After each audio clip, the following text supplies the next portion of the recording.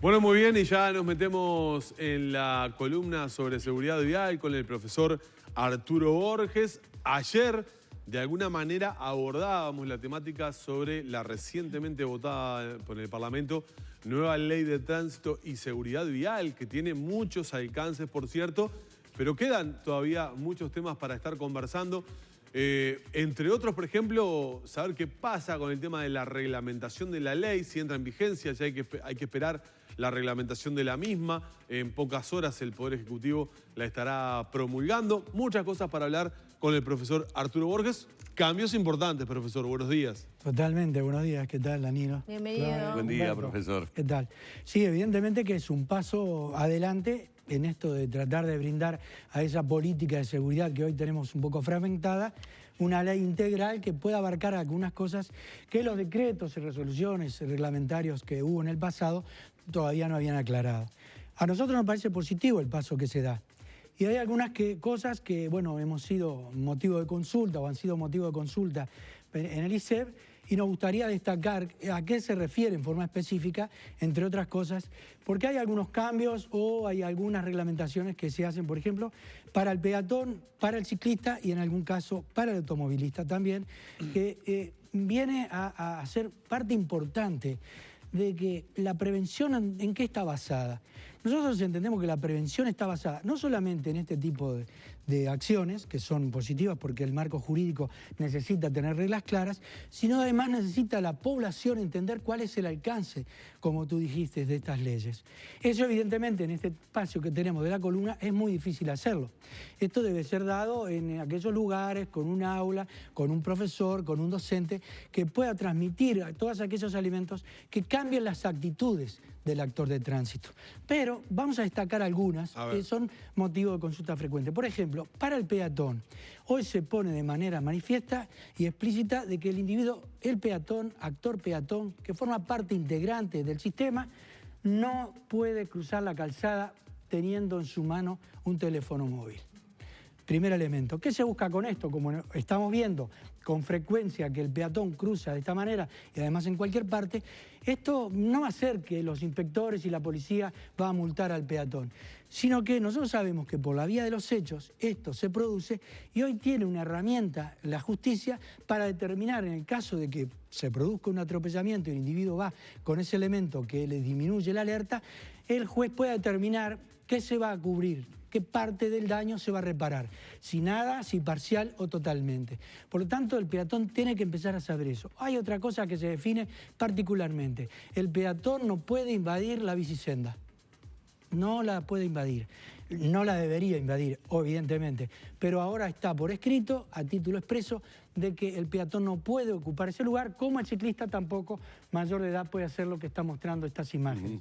Por arriba de la vereda o en la calzada, tampoco. Esto de circular entre vehículos, tampoco. Fíjense ustedes, ¿qué significa este individuo en el medio de la calzada? Hay una diferencia inclusive con este que tiene algún elemento reflectivo. Bueno, ahora esta ley hace obligatorio el chaleco, alguna banda reflectiva. Lo único que está para reglamentar es el sistema retroreflectivo que va a tener. Pero la utilización... O sea, ciclistas todos con chaleco. Exacto. O alguna banda o algo que lo haga identificatorio. visible. ¿Y por dónde debe circular entonces si no hay bicisenda? Está muy bien esa pregunta. Tú sabes que dentro de esta ley se hace o se repite lo que tenemos en el digesto municipal. El ciclista no puede circular más que 1 metro separado del cordón de la vereda derecho. Por esta normativa nueva debe utilizar el carril más a la derecha que tiene. Aunque sea el de solo bus. Pero esa es la consulta. ¿Qué pasa con el solo bus cuando el solo bus no puede circular? Porque la bicicleta es un vehículo. No puede andar a contramano, que a veces lo vemos, no puede andar entre sendas. Entonces la duda se genera por ahí, quizás la reglamentación en un futuro... Lo aclare. Lo aclare, pero cuidado con esto, como decía Danilo al comienzo. No necesitamos la reglamentación para que empiece a estar en vigencia. La responsabilidad civil y penal, una vez que está promulgada por el Poder Ejecutivo, empieza a funcionar. Entonces el ciclista va a ver que no lo van a multar, el peatón no se le va a multar, pero cuidado, dentro de un hecho siniestral rige la ley a partir de que está promulgada. La reglamentación es otra cosa, pero la reglamentación tampoco, ¿qué puede hacer? Cambiar lo que en esta ley está prohibido. Entonces, si se dice que el ciclista tiene que andar sobre la senda más a la derecha, bueno, hay que buscar ahora el lugar que posiblemente pueda ser. La calle Mercedes, por ejemplo, tiene solo bus, pero no tiene bicisenda. ¿Por dónde anda? Y una de las cosas que se permite por esta ley, que si bien en otros países se repite, en nuestra modesta manera de ver, las condiciones de nuestro tránsito no lo permitiría, no lo aconsejaríamos, es que ahora pueden circular en un carril de a dos en fondo. Algo que, bueno, en otros países... ¿De a dos en fondo qué significa? Y que pueden ocupar un carril de a dos y hacer una fila en de paralelo. A dos. Entonces, si yo tengo un carril bus y encima lo tiro al medio de la calle, todos los autos que vengan detrás, ¿qué hacen? Y hay que bancársela. En otros países esto sucede. Nadie adelanta la bicicleta si hay un eje amarillo. Van de a dos. Pero con nuestra cultura, esto va a ser por la vía de los parece difícil, Y ¿no? concretamente la bici, entonces, uso de chaleco, ¿qué pasa con espejos? ¿Qué pasa con el casco del ciclista? Bueno, evidentemente ya por la 19.120 ya se había dispuesto casco, elementos luminosos con el retroreflectivo, los rayos, los ojos de gato. Espejo retrovisor. Y espejo retrovisor, el elemento sonoro, el timbre, y esos elementos ya estaban. Ahora lo que se habla sobre la circulación, más esto que se agregó, porque había una discusión dentro de la masa de ciclistas de que como no estaba reglamentado a título expreso, el tema del chaleco no iba. No se daban por entregados. Claro, no, está bien, porque decía similares o motocicletas. Entonces, es que los que más siniestros tienen, y lo dijo la UNACEF hace un mes, el 66% de los muertos que tenemos, de los fallecidos, están incluidos dentro del ciclista, el peatón y el motociclista. Es que ¿está más defendido el ciclista que alguien que venga con un vehículo de más de 3 ruedas? No. Entonces, por la lógica, esto se debería utilizar así. Desde otro punto de vista, del motociclista, subiendo un escalón más, el casco tiene que ir debidamente abrochado. Y esto está a título expreso. Si el individuo en un golpe el casco se desprende, y bueno, ahí tendremos que ver, como dijimos al principio, cuál es la responsabilidad jurídica que le cabe. Y para los automovilistas también, en su mayoría, no queremos decir que la moto y la bicicleta y los peatones son los malos de la película, pero son los que visiblemente afectan al tránsito, o por lo menos las infracciones son más visibles. Evidentemente que el automovilista quizás sea el mayor infractor que la bicicleta, pero evidentemente que el ciclista, el peatón y el motociclista pagan con su propio cuerpo el daño que se pueda producir. Con el tema del automovilista, algo que va a cambiar a partir de la promulgación, que no se puede girar más a la izquierda cuando la calle es de 2 sentidos y tenemos un eje amarillo que lo separe a los 2 sentidos. Por lo tanto, a menos que se pueda explicar o se pueda expresar por una flecha que nos permite el giro a la izquierda, en estos casos ahora lo que hace esta ley derogar el artículo 36 de la 18.191 y hay una transformación en su redacción, por lo tanto, con luz verde solamente se puede girar a la izquierda si la vía es de una sola mano. Pero solamente en caso de semáforo. Después, en otras vías, aunque tenga eje amarillo, sí se puede doblar a la izquierda. Exactamente, a menos que uno quiera entrar y está a contramano. Y esto es interesante porque esto es algo que es para todo el país. Ahora esperamos que se pueda llegar por la vía de los hechos a que haya fiscalización objetiva de esto, porque si esto no logramos el material humano para que lo controle, no nos va a servir. Y lo que no hemos visto en la lectura de esta ley es que se hable de la educación, de la formación del individuo antes de tomarle el examen para darle un permiso nacional de conducir. Claro. Se habla de la reeducación. Bueno, no hemos tenido educación, o sea que de reeducación no podríamos hablar. Ayer Metediera, en la invitación que le hacíamos aquí en la mañana arriba, gente hablaba de que se había unificado, digamos, el trámite administrativo para expedir la licencia de conducir a nivel nacional, y que ahora, a partir de octubre, creo que lo mencionaba él, cuando se reúne el Congreso de Intendentes, se unifica los criterios prácticos y exámenes médicos para el otorgamiento de las licencias. Porque a veces es cierto, en algunas intendencias había mucho más rigor a la hora del examen médico, en otras no tantos. El práctico en algunos lados era más riguroso y en otras no tanto. Por lo que adelantó, se va a unificar el criterio de eso. Bueno, eso es esperable. Metediera, un amigo, sé que está muy preocupado por este tema, muy buena estuvo la nota. Nosotros también lo vamos. Lo que nosotros creemos que hay que determinar cuáles son aquellos contenidos mínimos de un aula presencial con una carga teórica también mínima. Claro. Es decir, el mundo apunta a eso. El cambio de actitudes se forma en la escuela. ¿verdad? Nosotros tenemos una educación formal que busca que el individuo sea un individuo socialmente adaptado. La educación es un factor fundamental. ¿Qué es lo que hace crecer la estadística nuestra año a año? Bueno, de lo que trabajamos y lo que vemos y el estudio de la siniestralidad es la ignorancia. Y la gente no tiene idea del alcance que tiene no respetar, por ejemplo, una norma. Las leyes se hicieron para respetarlas, pero muchas veces, como no leemos y no es de un consumo masivo, bueno, creo que desde esta columna tenemos que tratar de incidir en esto, tratar de llevar a la población aquellos elementos que modestamente, sin ser los dueños de la verdad, creemos que hay que apuntar. La formación en competencias. Arturo, a propósito de dudas que tiene la gente, me pasa a producción una pregunta de una televidente que es si los peatones tienen la preferencia para cruzar en las esquinas. Sí, señor, es verdad. ¿En todas las esquinas? Exactamente, excepto que haya una barrera de contención que diga peatón no cruce aquí. Es decir, puede hacerlo siempre que el cruce peatonal esté habilitado. A ver, yo estoy circulando por Boulevard Artigas. En la próxima esquina no hay semáforo y hay una persona para cruzar. ¿Tengo que frenar para que pase aunque no haya cebra? Bueno, hoy si usted va a dar un examen, si tú vas a dar un examen, venís por Ricaldoni, nos ha pasado, si el conductor no para darle paso a un peatón, pierde el examen.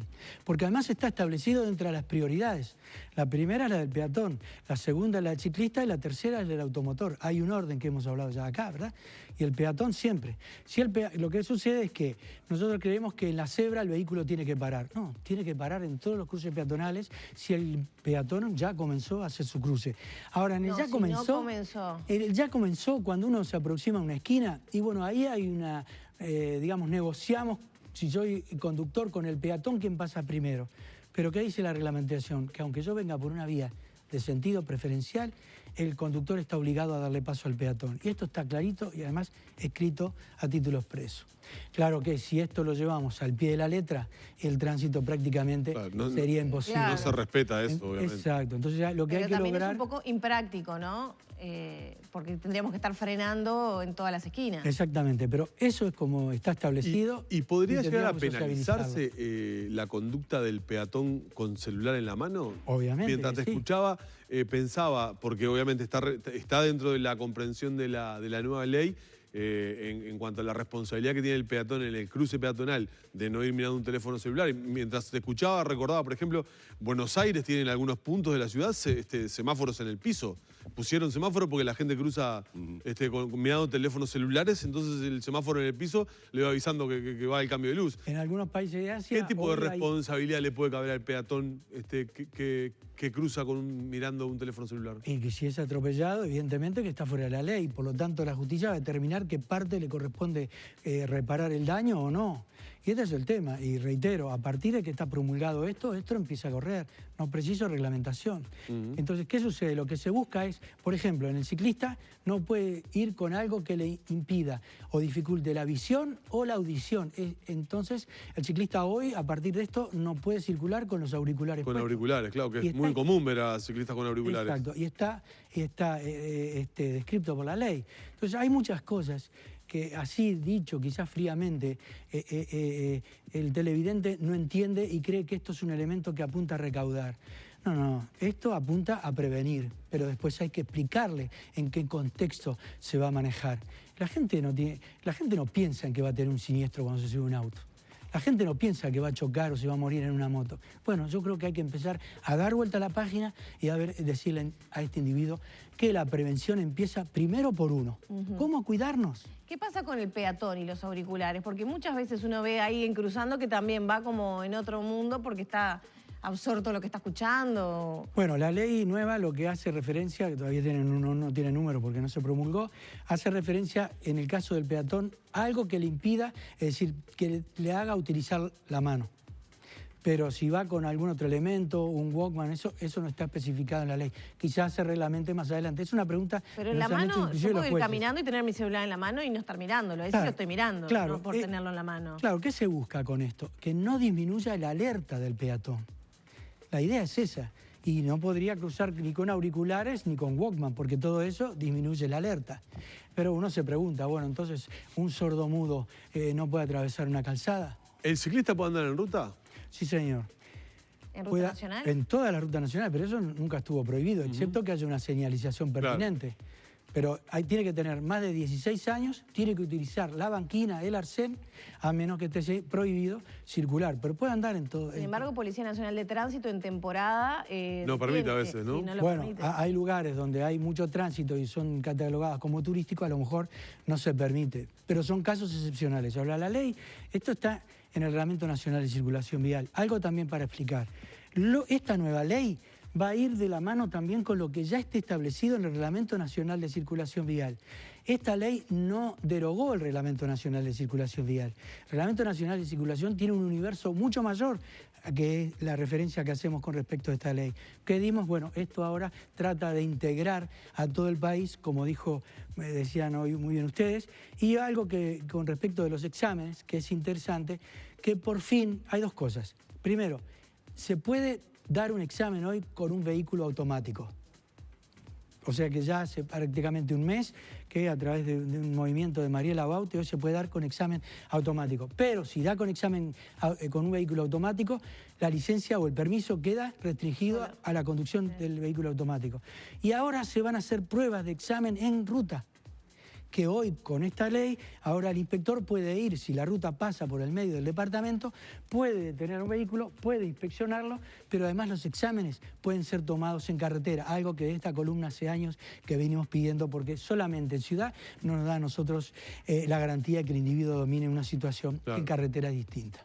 Bueno, un agradecimiento enorme nuevamente al profesor Arturo Borges. Nos ha aclarado un montón de situaciones. Vamos a tener que ayornarnos, ¿no? Es decir, vamos a tener que entrar a mirar y a refrescar para volver a tener conocimiento de muchas de las normativas que se van a modificar y a las que hay que estar atentos, básicamente por lo que dijo al principio el profesor, ¿no? Uno cuando sube a un automóvil no piensa que va a tener un accidente, pero si tiene la desgracia de tenerlo, está bueno saber qué es lo que pasa después cuando la cuestión se judicializa. ¿En qué me asistía razón y en qué no? Y no llamarse a sorpresa cuando dicen, pero ¿y esto? Claro. Nunca existió. Exacto. Y sí, no lo conoce, pero el desconocimiento de la ley no nos hace inmune frente a la sanción. Por lo tanto, esto es un tema positivo, hay que difundirlo y bueno, veremos a nivel de sociedad cómo lo adoptamos. El profesor Arturo Borges con su columna sobre vialidad, director del Instituto de Seguridad y Educación Vial en la mañana de Arriba Gente.